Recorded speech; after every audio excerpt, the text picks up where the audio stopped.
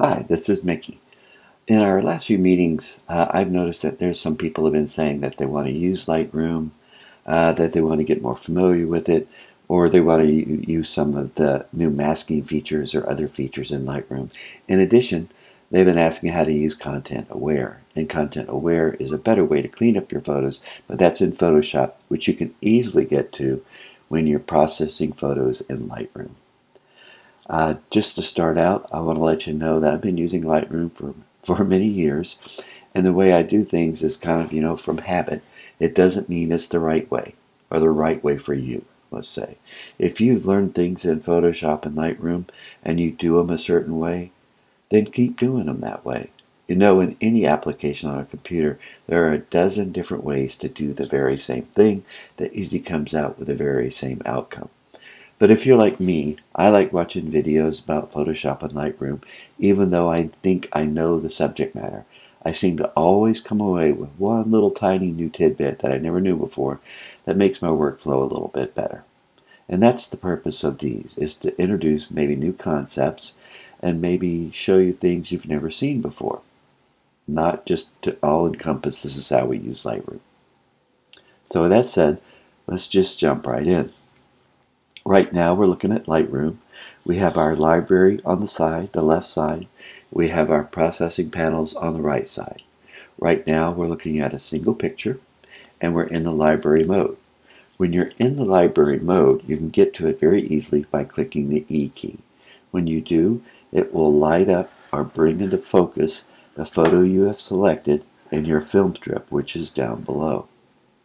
If you want to get to the grid view, you click the G key, and that brings up all the photos in the film strip except in a grid view, so you can see all your photos at one time. And that's a good feature when you want to go through photos and pick out the ones you want to keep and the ones you don't want to keep, the ones you want to process now, and maybe the ones you want to process later. If you hit the E key again, it will take you back to the library mode in single view. If you want to process this picture in the develop mode, all you have to do is hit the D key. Now you can see we're in the develop mode because it's lit up here, and we have all our panels and our tabs to develop the picture.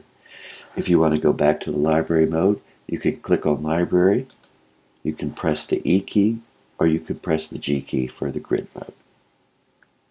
Right. When you're in the library mode, you can put keywords on, which makes it a lot easier to search for photos when you have keywords assigned to them. At the very bottom, you have your metadata that shows you all the details of the picture and your camera and the lens and your settings when you took the picture. So let's just jump right into the develop mode so we can see how to do the basic developing of a photo. And we're not going to get bogged down in all these tabs over here. We're going to just stick to a couple things. We're going to stick to masking, which has gotten so very powerful in Lightroom to where you almost don't need to go anywhere else. It's that powerful. So we're going to use the masking, and we're going to use the basic panel right here, which controls exposure, contrast, our texture, and vibrance, and things like that.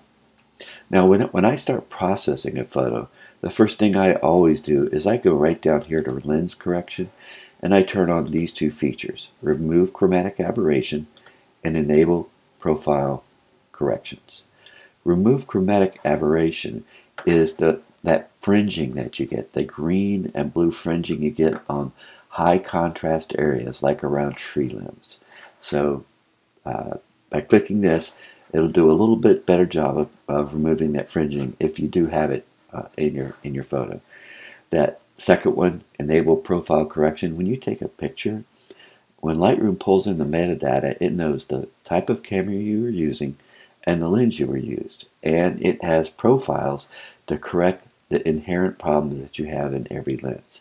So with this lens, you can see that we have vignetting around the edges, and it's not quite flat.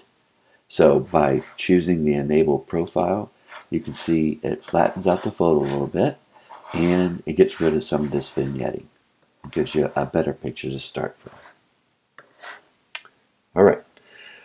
Let's go to the basic panel and start working on processing a photo. Now, like I said, Adobe has done just a great job of providing new features in in Lightroom to make it work better for you, make it work easier for you. And a lot of that is something that we all call AI, artificial intelligence. And they have a button that's actually been in Lightroom for quite a while, but just in the last year, they have really done a good job of making this little button, which used to be kind of a joke, work a whole lot better. And I'm talking about the auto button. So when I'm processing my photos, just to save a little time, the first thing I'm going to do is do my lens correction, and I'm going to go to my basic panel and click on auto.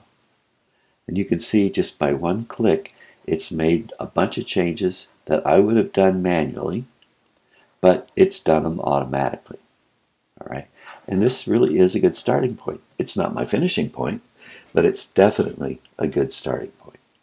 So once you've hit that auto button, now you start looking at your photo to see if your whites are where you want them to be, your blacks are where you want them to be, your highlights and shadows. Now let me give you a tip. If you click the J key, you'll get a feature that shows where your blacks are too dark or blown out and your whites are blown out. So any place you see blue, that's total black. There's no color, there's no contrast, there's no features. And because of that, we want as little black as possible in our photos. Sometimes you can't get away from it, and sometimes it's actually nice to see a little total black in some areas. The other area that you want to really watch is your blowouts on your high end, right up here. Any place you see red, that is totally blown out. It's all white. There's no contrast. There's no detail. There's no color. In fact, if you were to print this out, any place where there's red, there'll be no ink placed on the paper wherever you have a blowout. When you're moving these sliders, if you happen to go too far and you don't remember where you were, all you have to do is double click. Double click on a slider heading will bring it back to where it was in its raw state before you started making any changes. Alright, so that's using the J key. The next thing that this does automatically, it sets our white and black values. And the white and black values, you can see when you're moving your sliders, how it affects the photo, and the blacks. Now, another tip here, if you want to need help setting your white and black values, just hold the Option key down, or the Alt key if you're on a PC, but Option if you're on a Mac, and slide your white. And you want to slide your whites till you see little areas of blue, little color. And those are areas of blowout. Alright, so we don't want any in there. So we'll just leave a little bit there, and we'll let go, and our whites are set. The next thing we want to do is set our blacks. Again, hold your Option or Alt key down, grab your slider for black, and move it till you get just a little yellow and maybe a little black in there. And that sets your blacks.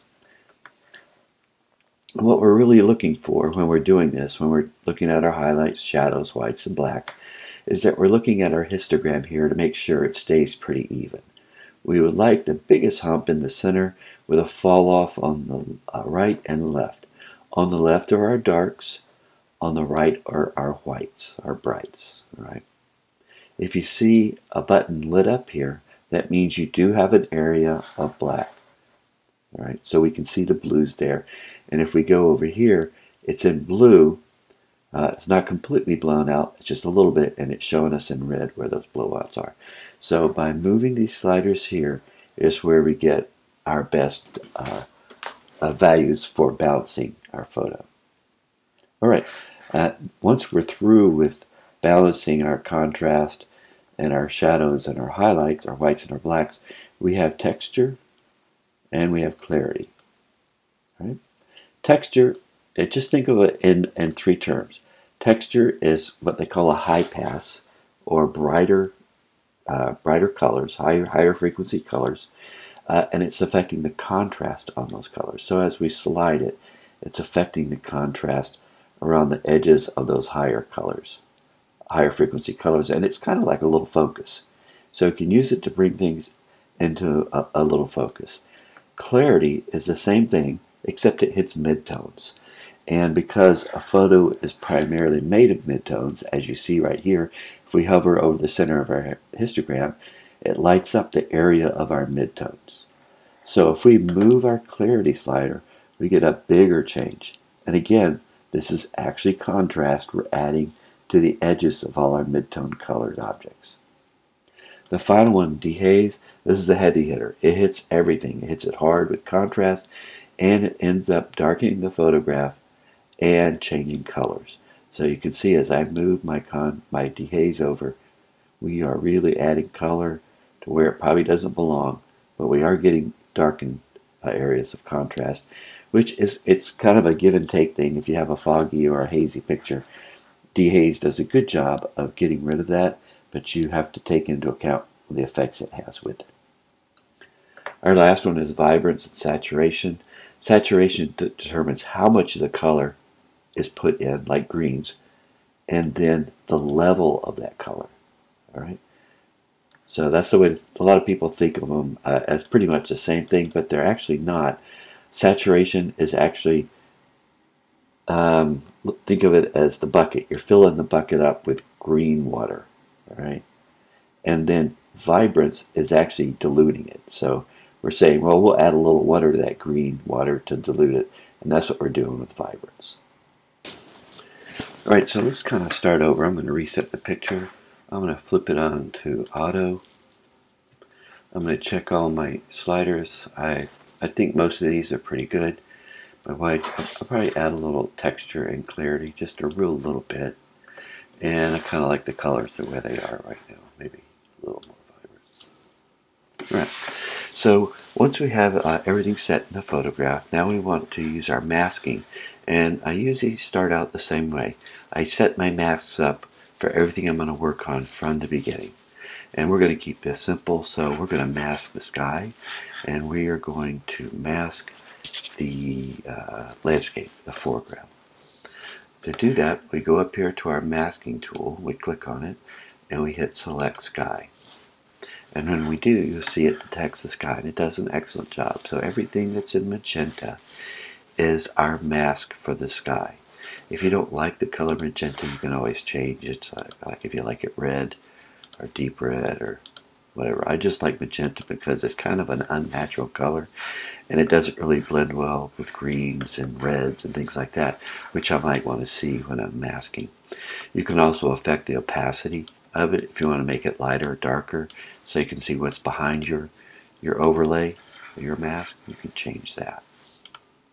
You also have the ability to turn the overlay off and on right here. Now, anytime you make a change to the area that's in the overlay automatically disappears. So if we start changing the exposure, you'll see that the overlay disappears. If we take this back to 0, remember, double clicking on the header takes it back to 0, then your overlay comes back. I'm going to turn that off for now. Okay, we also want an overlay or a mask for our landscape, for our foreground. And to do that, it's very simple. We want to click on mask 1. We click on these three little dots, and we say duplicate and invert mask. So when we do that, it takes a mask from the sky, inverts it, and puts on what isn't sky as the foreground. So it's just a really good way to make your two main masks without any problem at all. Alright, so now if we look here, we have mask 1, which is our sky, and mask 1 inverted, which is our landscape, our foreground. But I always like to keep it straight. So if we go to here to mask 1 and double click on it, you can see we get the ability to label it. So I'm just going to call it sky. Click OK. And under mask 1 inverted, double click there, and this is the foreground. That way, when we're working with our mask, we're flipping back and forth between the two, we know which ones we're on. We'll know just as soon as we start making changes. Alright, so let's start with our sky. It's kind of a gloomy kind of day, so I'm going to bring the exposure down just a little tiny bit. I'm going to decrease the contrast, and when we do that, it takes away some of the edges, because this is a gloomy day, kind of foggy, hazy, and that's the kind of feeling I want to give to it. I don't want sharp edges to my clouds. Highlights is really bring this down a little bit, gives us a little more definition to the cloud. Shadows, it's not really going to do us any good. And that's the good thing about using sliders in Lightroom and Photoshop. Move these sliders around till you find exactly what you want. Right? Whites, no real change there. Our darks, if you want to make the clouds a little gloomier, you can bring the blacks in. The only thing is, the more you start changing your exposure, and we'll do that here, we'll get a little excessive. You can see we start introducing blues in here and dark grays, which really isn't a natural color in clouds. So, especially if you start hitting the haze, you can see it gets kind of nuts. So, keep that to a minimum, and my suggestion is to use your saturation and bring the saturation down just a little bit. That's more of a natural look of a cloud, of a storm cloud. Instead of a blue tint to it, it's gray. You know, we want to get the blue out of there. You also have your tip slider that you can play with to bring the clouds into a color that you think are more natural. So right now, we just changed the temp and the temperature a little bit, decrease the saturation.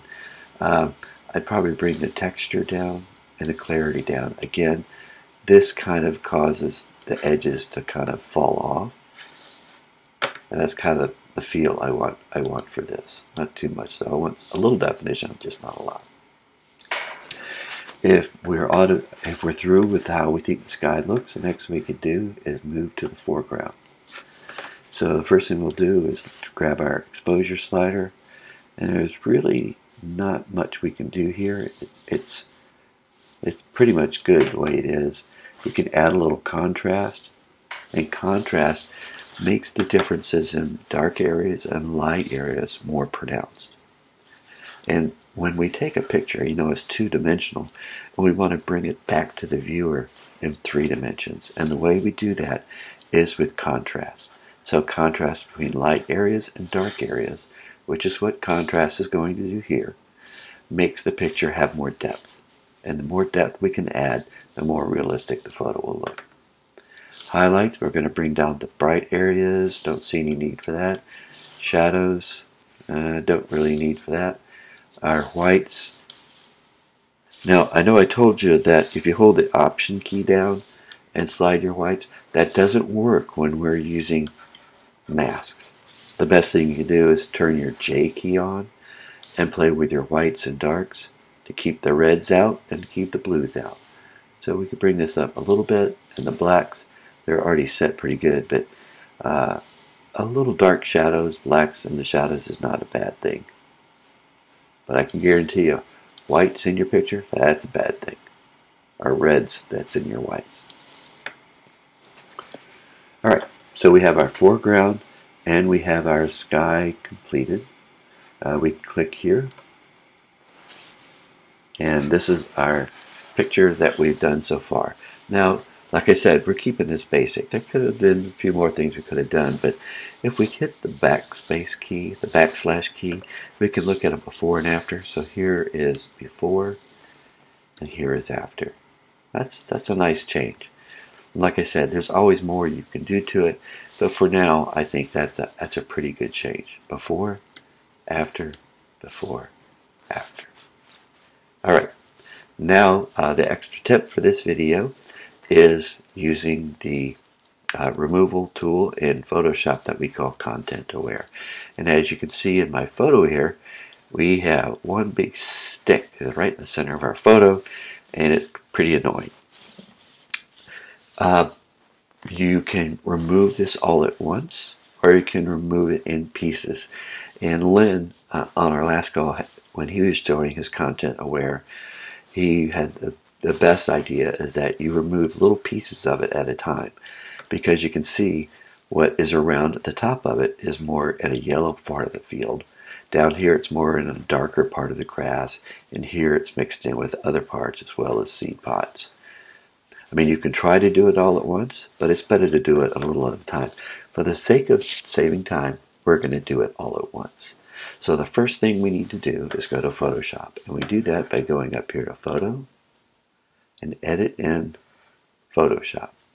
Now you can also do the same thing by right-clicking on your photo if you have a Windows, or using your Control key if you have a PC, a Mac, and you can send it to Photoshop. Right here, Edit in Photoshop. Now when you do that, it's going to launch Photoshop, and it's going to bring this photo in so it can be worked on. Alright, so here we are in Photoshop. So we want to get rid of this stick that's right here in the center. And first of all, let me warn you, everybody sets their Photoshop up different, especially the right-hand panel. So just because mine looks different doesn't mean it's not Photoshop. What we want to do is look at our left-hand panel, and we want to grab the lasso tool. And what we're going to do is make a selection. We're going to use the lasso tool, hold our mouse button down, and we're going to make a selection around this stick. It doesn't have to be exact, just stay close to the edges, and you'll get something called marching ants, and that means that Photoshop has made the selection, and this is what it's going to work on, the object that's in this area. So we go up to Edit, Content Aware Fill. When it does this, it's going to launch the Content Aware Fill tool. So the main window is the photo that we're working on. The window we see here on the right is the preview, and you can see just based on what it's doing now, it's pretty much gotten rid of that stick. You can further refine this by taking your mouse and erasing the green areas that don't really pertain to the area around the stick. What Photoshop is doing, it's grabbing an area around the stick and computing what would be in place of the stick based on its surroundings. So for me, this tree doesn't come into play, this tree doesn't come into play. This little seed pod down here, it definitely doesn't come into play. I don't want it showing up again. So once you make your selection, it updates the photo. There's some other things you can do right here, but like I said, let's just keep this simple for now. You have cancel button, which will cancel everything you're doing and take you back to Photoshop. You can click apply, which then will apply this, but it will keep you within the tool. Or you can click OK, and it says, I liked what you did, I want to keep it. Drops us back in. It still shows us our selection because that's where we were. To get rid of that, you hit Command D, and it will move it. If you're on a Windows PC, it would be Control D. And now you can see that it did a good job of removing it. If we hit Command plus, we can zoom in, Control plus on a PC, and you can see if we looked really close, we have a little smudge area here, we have a little double image here, but for the most part nobody's ever going to notice that. So it looks like we're good to go on that. Once you're through, you want to go back into Lightroom to finish up. You go over to File and Save. And what it's going to do is save the picture, and you can see it in the saving mode here. It's going to save the picture and the layers because we created a layer when we made that correction. And it's going to send it to Lightroom.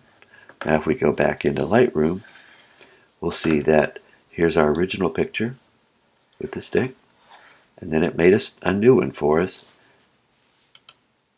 and no stick.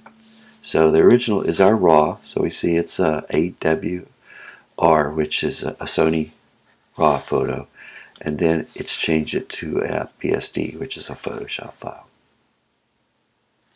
If this was helpful, please let me know. I'll be glad to do more. If you have other subjects that you would like to cover, let me know, and I'll make a new video about every 2 weeks on just a certain subject that you want to know about Photoshop or Lightroom. I'll be glad to help any way I can. Thanks.